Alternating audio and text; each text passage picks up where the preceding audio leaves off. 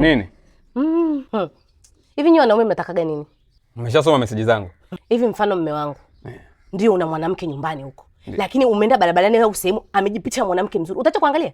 Watu wengine sisi tunajiheshimu, kwa hiyo tunalinda ndoa zetu. Hatuwezi tu kaa eti kila mwanamke anageuka, tutakuja kuvunjika shingo. Hata kama ni mume wa mtu kweli jamani. Ashumu ndo wewe. Hem, niambie utaacha kuangalia?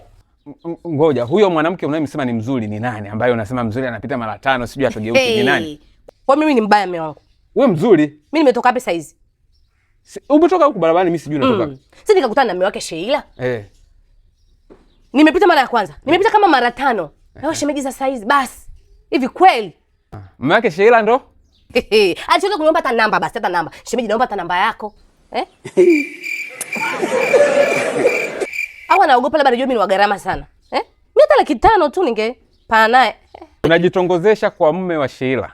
Sasa hivi umeanza unajitongozesha kwa mume wa Sheila. Mimi nilipita tu. Ndio kila siku namsifiaga na akili. Bwana. Mimi nikakupikie bwana. Mambo yatakuwa makubwa saa hizi. Ngoja kwanza, umewahi kusikia sapiosesho? Ndio nini? Ni wanaume wanaopenda wanawake wenye akili. Kwa mimi sina akili. Umeamua kunitukana. Mimi nakupenda wewe kwa sababu ni mzuri. Nenda kaniandalie chakula. Wewe unataka kuweka sumu ya panya leo?